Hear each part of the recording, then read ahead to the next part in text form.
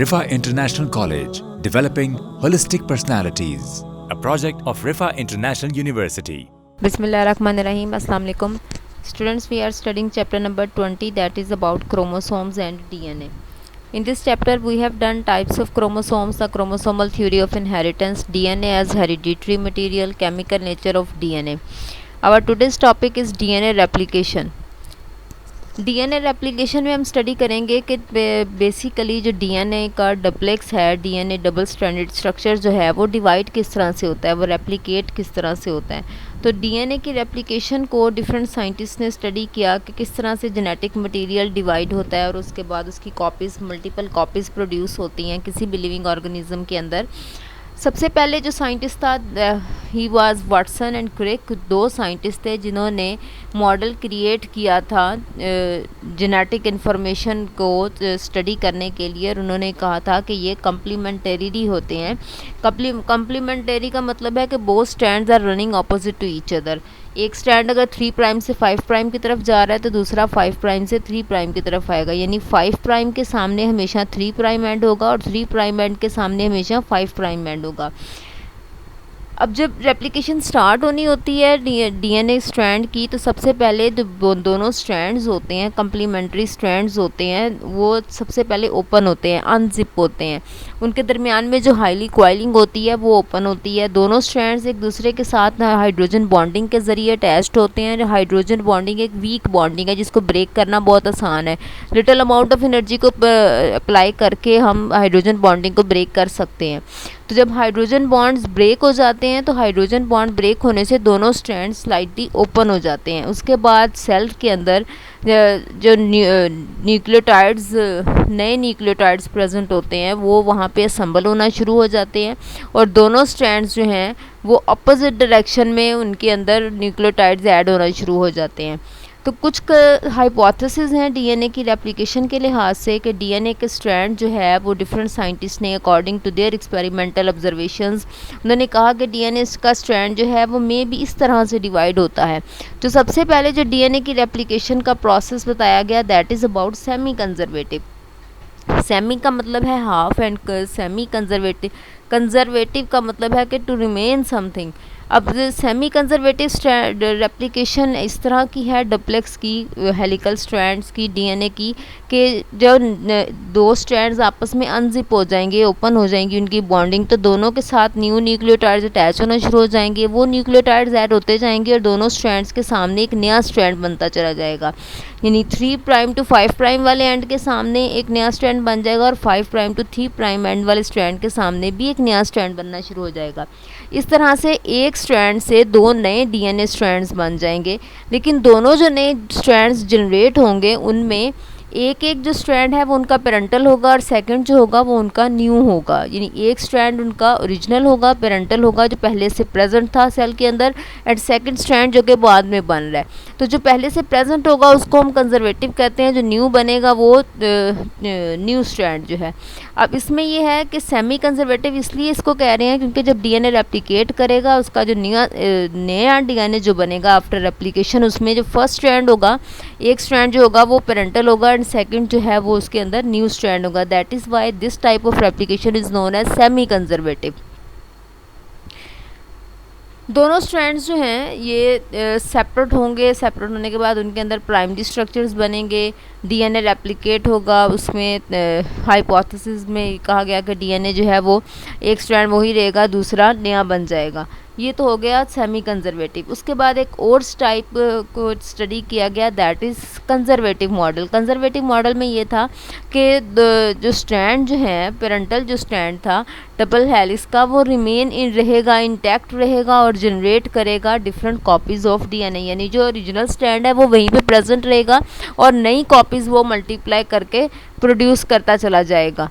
लेकिन ये जो हाइपोथेसिस थी कंजर्वेटिव टाइप ऑफ रेप्लिकेशन की, कि जिसमें ओरिजिनल स्टैंड वहीं पे रहेगा लेकिन न्यू कॉपीज़ उसकी प्रोड्यूस होती रहेंगी, इसको एक्सपेरिमेंटल एविडेंसेस के ज़रिए प्रूव करना बड़ा मुश्किल था. इस तरह के कोई भी एविडेंसेस नहीं मिले थे. तो डिफरेंट एक्सपेरिमेंट्स के बाद जो बात प्रूव हुई थी वो यही हुई थी कि जो डीएनए की रेप्लिकेशन है that follows the semi conservative type of replication, कि जिसमें एक स्टैंड जो है वो ओरिजिनल होता है, पेरेंटल होता है, एंड सेकेंड स्टैंड जो है वो न्यू बन जाता है. होता है। अब दो साइंटिस्ट थे मैसल्स एंड स्टॉल, जिन्होंने डिफरेंट एक्सपेरिमेंट्स करके ये प्रूव किया था कि conservative type of semi conservative type of replication of DNA is actual type of replication. उन्होंने तीन तरह की हाइपोथेसिस थी डीएनए की रेप्लिकेशन के हवाले से, कि कंजर्वेटिव होता है, सेमी कंजर्वेटिव होता है, और वो मतलब डिफरेंट एक्सपेरिमेंट्स की बेसिस पे डिफरेंट साइंटिस्ट ने डिफरेंट हाइपोथेसिस दी हुई थी। तो मैथ्यू मैसलसन एंड फ्रैंकलिन स्टाल जो थे, ये कैलिफोर्निया की एक इंस्टीट्यूट था टेक्नोलॉजी का, जहाँ पे ये एक्सपेरिमेंट्स कर रहे थे। तो इन 1958 इन्होंने डिफरेंट एक्सपेरिमेंट्स करके ये प्रूव किया था कि डीएनए की जो रेप्लिकेशन का मेन प्रोसीजर है that is about semi conservative. उन्होंने क्या किया कि उन्होंने बैक्टीरिया लिए, उनको ग्रो करवाया ऑन मीडियम, और उस मीडियम को उन्होंने दो तरह के मीडियम्स लिए, दोनों को उन्होंने सेपरेट करने के लिए दोनों मीडियम्स में उन्होंने ऐड किया नाइट्रोजन के डिफरेंट आइसोटॉप्स को। जो N15 आइसोटॉप है नाइट्रोजन का, इट इज़ क्वाइट हैवियर। एक मीडियम उन्होंने जो लिया उसके अंदर सारी प्लेट्स के अंदर उन्होंने नाइट्रोजन N15 ऐड किया, and second type of medium is containing N14 जो कि लाइटर आइसोटॉप है नाइट्रोजन का। दो डिफरेंट तरह के उनके पास आइसोटॉप्स आ गए, one is N14 and second is N15। उसके बाद उन्होंने वहाँ पे ट्रांसफ़र कर दिया बैक्टीरिया को ऑन दैट मीडियम और डिफरेंट इंटरवल्स के बाद उन्होंने उस बैक्टीरिया के डीएनए के सैंपल्स को भी कलेक्ट किया। उसके बाद जो उन्होंने डीएनए के सैंपल्स को कलेक्ट किया उसको सीजियम क्लोराइड के अंदर डिज़ोल्व कर दिया। उसके बाद उसको स्पन करवाया। Spun means to revolve around its axis, कि किसी भी चीज़ को उसके एक्सिस के गिर्द रिवॉल्व करना। तो अल्ट्रा सेंट्रीफ्यूगेशन उसकी करवाएगी। सेंट्रीफ्यूगेशन का मेन प्रिंसिपल यही होता है कि जो जितना भी कोई मटेरियल, जिस भी मटेरियल को हम सेंट्रीफ्यूज कर रहे होते हैं, वो according to their density and weight वो अरेंज हो जाता है, लेयर्स बन जाती हैं। लाइटर सबसे ऊपर होता है एंड हैवियर सबसे नीचे होता है। उसमें जब डीएनए को स्पन करवाया गया, उसकी सेंट्रीफ्यूगेशन करवाई गई, तो उसके बाद वहाँ पे डिफरेंट लेयर्स बन गई as a result of centrifugation of DNA की डिफरेंट लेयर्स बन गई।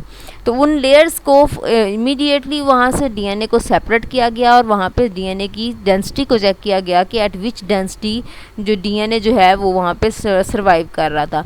जो सबसे ज़्यादा ग्रेडियंट क्रिएट किया गया था उस सेंट्रीफ्यूगेशन के ज़रिए, वो सीजियम क्लोराइड की वजह से हुआ था। Caesium chloride is also heavier. DNA जो है ये फ्लोट कर रहा था या ये सिंक कर रहा था अकॉर्डिंग टू इट्स ग्रेडियंट और इसके आइसोटोप की वजह से भी, कि कौन सा आइसोटोप है। अगर N15 था तो इट इज़ हैवियर, तो ये नीचे था, सिंक में था। N14 था तो ये फ्लोटिंग सिचुएशन में था, ये ऊपर था, because it is less heavier और लेस डेंसर। डीएनए के सैंपल्स को फौरी तौर पे वहाँ से कलेक्ट किया गया था। कलेक्शन के बाद डीएनए की जो रेप्लिकेशन है उसका जो फर्स्ट राउंड है उसको चेक किया गया। तो N14 मीडियम जो है वो डेंसली डीएनए, उसके अंदर जो डीएनए की डेंस सिचुएशन थी वो कम हो गई थी, डिक्रीज़ हो गई थी, और वो वैल्यू जो है वो इन बिटवीन आ गई थी N14 DNA and N15 DNA, यानी दोनों आइसोटोप्स जो हैं वो डिफरेंट शो कर रहे थे डेंसिटीज़ को।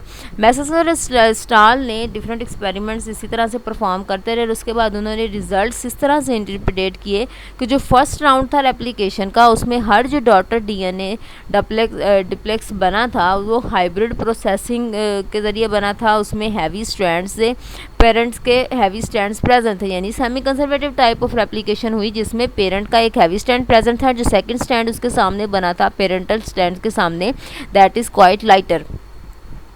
फिर उसने जो थर्ड हाइब्रिड डुप्लेक्स रेप्लिकेट करवाया, उसमें ये पता चला कि उसमें जो हैवी स्ट्रैंड्स थे दे आर हाइब्रिड, वो हाइब्रिड थे। लाइट स्ट्रैंड्स भी इसके अंदर प्रेजेंट थे और लाइट डुप्लेक्स भी इसके अंदर बन रहे थे। तो एक्सपेरिमेंट जो है उन्होंने क्लियरली प्रिडिक्ट किया था वाटसन एंड क्रिक के मॉडल ऑफ रेप्लिकेशन को, जो कि सेमी कंजर्वेटिव मैटर था। वाटसन और क्रिक ने भी यही डिस्कवर किया था कि जो डीएनए की रेप्लिकेशन की टाइप है that is semi conservative.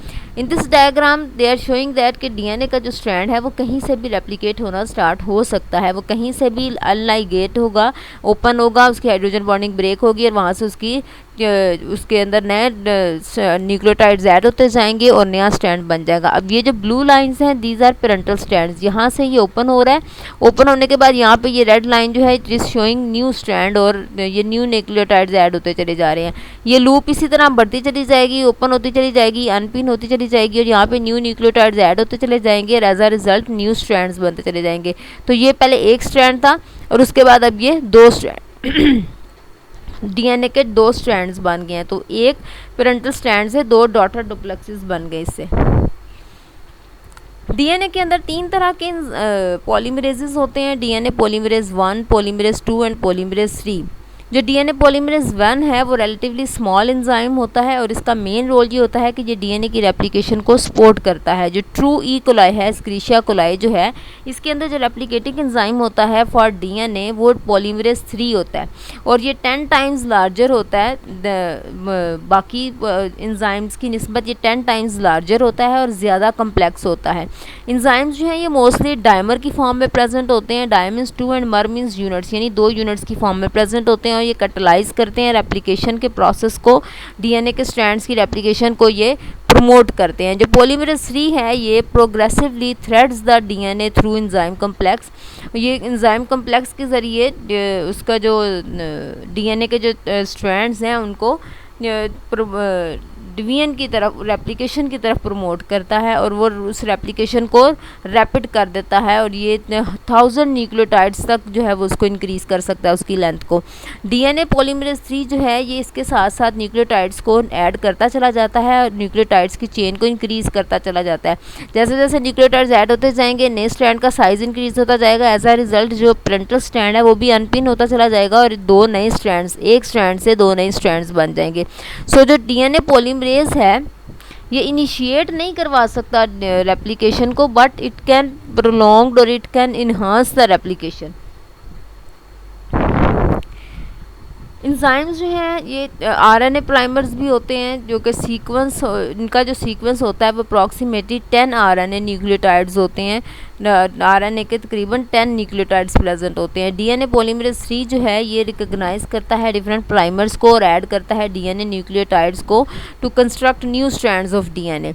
RNA nucleotides जो हैं ये प्राइमर्स के अंदर रिप्लेस होते चले जाते हैं बाय डीएनए न्यूक्लियोटाइड्स। जो डीएनए पॉलीमरेज 3 का एक और करैक्टर है वो ये है कि उसके अंदर जो न्यूक्लियोटाइड्स हैं वो 3 प्राइम सिर्फ 3 प्राइम एंड पर ही ऐड होते हैं, वो 5 प्राइम एंड पे ऐड नहीं होते। जो रेप्लिकेशन का प्रोसेस है वो प्रोसीड करता है from 5 prime end to 3 prime end direction, कभी भी 3 प्राइम से 5 प्राइम की तरफ रेप्लिकेशन नहीं होती। तो जो एक स्ट्रैंड ओरिजिनल ओपन हो रहा होता है उसमें एक स्ट्रैंड तो 5 to 3 होता है और एक 3 to 5 होता है। तो जो 5 प्राइम to 3 प्राइम है वो तो कंटिन्यूसली रेप्लिकेट होता चला जाएगा, न्यूक्लियोटाइड्स ऐड होते चले जाएंगे, एडअप होते जाएंगे और एक नया स्ट्रैंड बन जाएगा। लेकिन जो 3 प्राइम to 5 प्राइम एंड है उसमें ये सिचुएशन होती है कि उसमें गैप्स प्रेजेंट होते हैं, जो न्यू न्यूक्लियोटाइड्स बन रहे होते हैं, जो न्यू स्ट्रैंड बन रहा होता है उसके दरमियान में गैप्स प्रेजेंट होते हैं और जब रेप्लिकेशन कंप्लीट हो जाती है तो उसके बाद फिर वो गैप्स कब फिल अप होते हैं, क्योंकि दोनों स्ट्रैंड्स जो हैं वो एक दूसरे के ऑपोजिट डायरेक्शन में मूव कर रहे होते हैं। एक लीडिंग स्ट्रैंड होता है और एक लैगिंग स्ट्रैंड होता है। लीडिंग स्ट्रैंड वो होता है जो कि कंटिन्यूसली जो पेरेंटल स्ट्रैंड होता है उसको लीडिंग स्ट्रैंड कहते हैं और जो न्यू स्ट्रैंड उसके सामने बन रहा होता है दैट इज़ लैगिंग स्ट्रैंड। इन दोनों स्ट्रैंड्स को कलेक्टिवली ओकाज़ाकी, जो इनके फ्रेगमेंट्स होते हैं उनको ओकाज़ाकी फ्रेगमेंट्स कहते हैं, जिनकी लेंथ जो है वो 100 to 200 न्यूक्लियोटाइड्स हो सकती है इन यूकैरियोट्स एंड प्रोकैरियोट्स के अंदर ये 1000 से 2000 न्यूक्लियोटाइड्स तक भी लंबे हो सकते हैं। डीएनए पॉलीमरेज जो ओकाज़ाकी फ्रेगमेंट्स हैं ये सिंथेसाइज करवाते हैं डीएनए पॉलीमरेज 3 को इन 5 प्राइम to 3 प्राइम डायरेक्शन और ये रेप्लिकेशन फॉक बन जाती है वहाँ पे। अब जो पॉलीमरेज है ये 5 प्राइम एंड की तरफ चला जाता है लैगिंग स्ट्रैंड में, और ये इंजाइम्स वहाँ पे ऐड करता है डीएनए लाइगेज, जो कि अटैच करवाते हैं वहाँ पे डिफरेंट फ्रेगमेंट्स को इन लैगिंग स्ट्रैंड। डीएनए जो है ये फर्दर अनवाउंड होता चला जाता है। अनवाउंड मतलब उसकी जो लूप होती है वो बड़ी होती चली जाती है, दोनों स्ट्रैंड्स के दरमियान में जो हाइड्रोजन बॉन्डिंग होती है वो डिसॉल्व होती चली जाती है, दोनों स्ट्रैंड्स ओपन होते चले जाते हैं, न्यू न्यूक्लियोटाइड्स ऐड होते चले जाते हैं, और एज अ रिजल्ट दो लेंथन या लेंथी न्यू स्ट्रैंड्स बन जाते हैं, जिनमें number of nucleotides approximately 1000 to 2000 तक हो सकता है। ये एक्चुअली जो हम डीएनए लूप पढ़ रहे हैं ना कि लूप बन रही है, ये एक्चुअली ये लूप है। ये देखें, ये पहले एक ही स्ट्रैंड था, जिस तरह यहाँ पे ये सिंगल है, ये सारा सिंगल ही था। उसके बाद यहाँ से ओपनिंग स्टार्ट हो गई। ओपनिंग स्टार्ट होने के रिजल्ट में क्या हुआ कि यहाँ पर फ्रेगमेंट्स जो हैं ये ऐड होना शुरू हो गए, नए फ्रेगमेंट्स बनना शुरू हो गए। तो ये एक स्ट्रैंड से दो में बन गए, यानी एक पेरेंटल स्ट्रैंड से दो डॉटर स्ट्रैंड्स यहाँ पे बन गए। ये लीडिंग स्ट्रैंड है, ये लैगिंग स्ट्रैंड है, ये इनको उकाज़ाकी फ्रेगमेंट्स कहते हैं। यहाँ पे आरएनए प्राइमर्स ऐड हो रहे हैं, और ये इसी तरह यहाँ पे ऐड होते चले जाएंगे और लास्टली ये जो है वो एक स्ट्रैंड से दो न्यू स्ट्रैंड्स बन जाएंगे। लीडिंग स्ट्रैंड वो होता है जिसमें कंटिन्यूसली ऐड हो रहे होते हैं न्यूक्लियोटाइड्स और नया स्ट्रैंड बन जाता है। लैगिंग स्ट्रैंड वो होता है जिसमें जो गैप्स प्रेजेंट होते हैं न्यूक्लियोटाइड्स के दरमियान में, जो कि आफ्टर कंप्लीशन ऑफ रेप्लिकेशन फिर वो फिल अप होते हैं by different nucleotides and nitrogenous bases. Thank you. A project of Rifa International University.